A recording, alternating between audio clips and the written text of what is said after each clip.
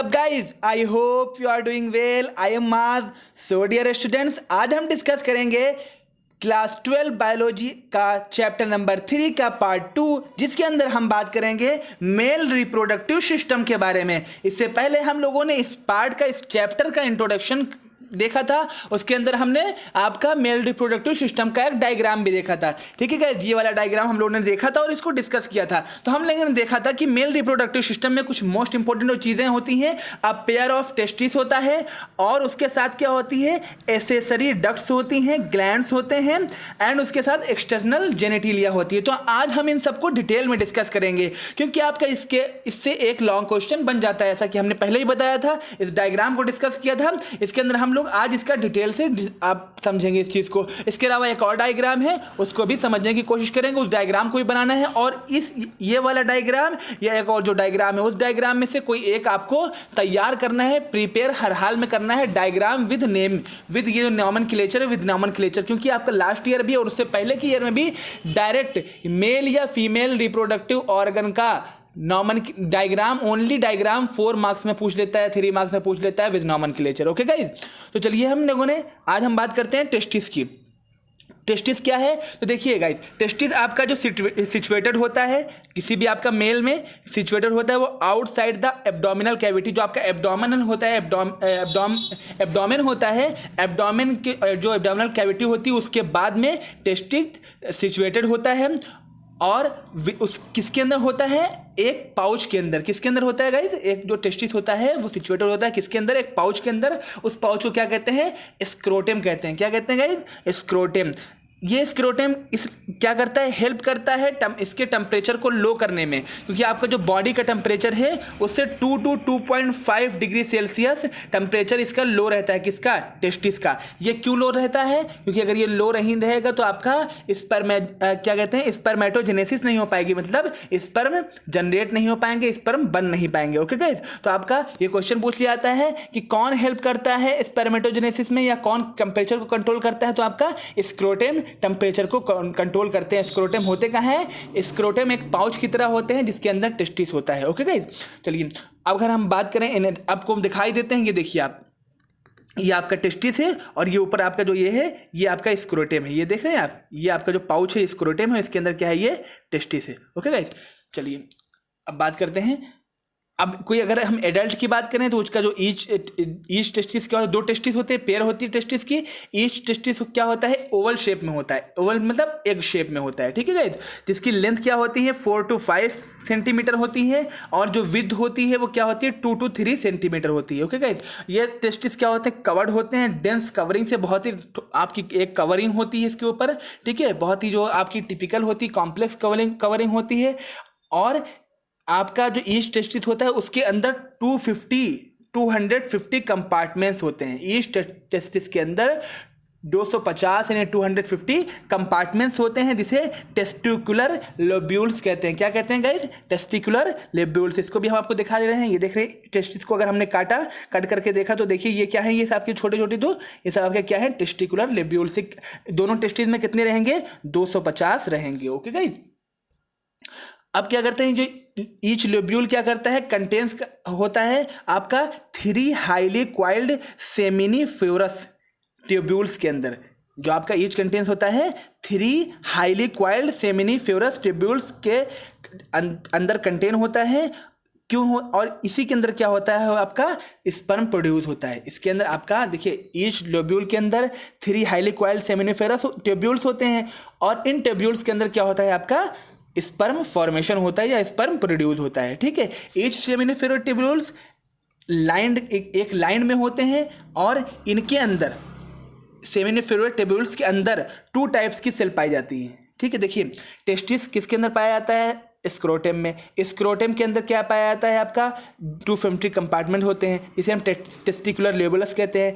Testicular लोबुलस में क्या पाया जाता है? आपका सेमिनिफेरस पाया जाता है। सेमिनिफेरस के अंदर क्या पाया जाता है? 2 टाइप्स की सेल पाई जाती हैं, जिसे कहते हैं, एक को कहते हैं मेल जर्म सेल, दूसरे को कहते हैं सर्टोली सेल्स। ठीक है गाइस, ये सेल्स को नाम याद रखिएगा। एक कौन सी है? मेल जर्म सेल है, दूसरी कौन सी है? सर्टोली सेल्स है। ओके गाइस, अब देखिए यहाँ पर देख रहे हैं आप, ठीक है। इसको हम लोगों ने भी समझा, इसको और अभी समझना है तो हम पहले बात कर लेते हैं कि Sertoli cells and male germ cells का क्या काम होता है। तो आपकी जो मेल जर्म सेल्स होती है वो माइटोटिक डिवीजन के थ्रू स्पर्म का फॉर्मेशन करती है, ठीक है। जो मेल जर्म सेल कहाँ पाई जाती है, सेमिनिफेरस के अंदर, और सेमिनिफेरस कहाँ पाया जाता है, आपके कंपार्टमेंट में पाया जाता है, ठीक है, जिसे हम टेस्टिकुलर लोबस के नाम से जानते हैं।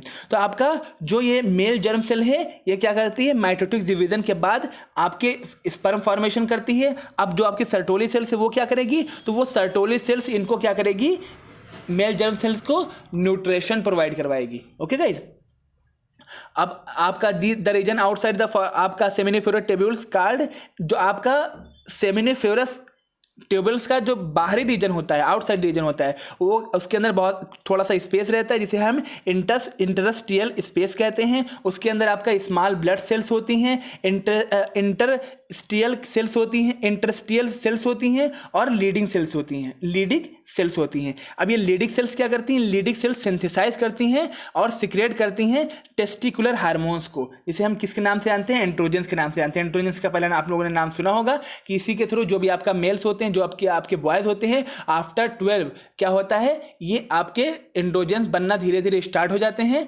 ठीक है। एंड्रोजन्स के बनने के बाद से ही उनके अंदर परिवर्तन और चेंजेस देखने को मिलते हैं, ठीक है। जब एंड्रोजन्स बनना पूरी तरह से एंड्रोजन्स बन जाते हैं तो हम क्या कहते हैं, वो आपके एडल्ट हो गए। ओके गाइस, तो आपका ये बहुत इंपॉर्टेंट हार्मोन्स है। इसी तरह आपका फीमेल में भी एक हार्मोन होता है, आप लोगों को उस फीमेल हार्मोन का नेम बताना है नीचे कमेंट बॉक्स में। ओके गाइस, इसको हमने क्लास 12 केमिस्ट्री के हार्मोन्स वाले चैप्टर में पढ़ाया है। ओके गाइस, चलिए अब हम बात करेंगे एसेसरी डक्ट्स के अंदर। तो एसेसरी डक्ट्स के अंदर क्या क्या आएंगे, हमने टेस्टिस की बात कर ली, अब हम किसकी बात कर रहे हैं, एसेसरी डक्ट्स या ग्लैंड्स की बात करेंगे। तो आपका जो मेल एसेसरी डक्ट्स होते हैं, इसके अंदर तीन चार चीज़ें होती है। रेटे टेस्टिस होता है, ठीक है, वासा इफ्रेंशिया होता है, एपिडिडेमिस होती है और वासा डिफरेंस होता है। वास डिफरेंस होता है। इसको हम दिखा देते हैं, ऐसे नाम है कि देखिए ये आपका है रेटे टेस्टिस, ये हो गया आपका रेटे टेस्टिस, ये आपका वासा डिफरेंशिया हो गया, ये आपका एपिडिडेमिस हो गया, और ये क्या होगा, वास डिफरेंस हो गया। ये आपके क्या हैं, एसेसरी डक्ट्स हैं। ये आपके जो चार हैं ये क्या हैं, एसेसरी डक्ट्स हैं। ओके गाइस, अब ये एसेसरी डक्ट्स का क्या काम होता है, एसेसरी डक्ट्स क्या करते हैं, स्पर्म को स्टोर करते हैं और ट्रांसपोर्ट करते हैं। स्पर्म को स्टोर भी यही करते हैं और ट्रांसपोर्ट करते हैं फ्रॉम द टेस्टिस, मतलब टेस्टिस के बाहर, कहाँ, आपका यूरेथेरिया में। यूरेथेरिया कहाँ पर खुलती है, यूरिनरी ब्लेडर में खुलता है। आप पहला वाला डायग्राम देखेंगे तो आपको समझ में आ जाएगा यूरेथेरिया कहाँ खुलता है, यूरिनरी ब्लेडर में खुलता है। आप डायग्राम आपको दिखा देते हैं, ये देख लीजिए, ये देखिए आपका, ठीक है, आपका वास डिफरेंशिया के बाद आपका ये खुलेगा आपका डायरेक्ट कहाँ जाकर, यूरिनरी ब्लेडर में, ठीक है। यूरेथेरिया के बाद यूरिनरी ब्लेडर कहाँ खुलता है आपका जाके, यूरिनरी ब्लेडर के अंदर पेनिस में खुलता है और पेनिस के थ्रू बाहर ये निकल जाता है, ठीक है। तो इस चीज को हम समझ रहे थे।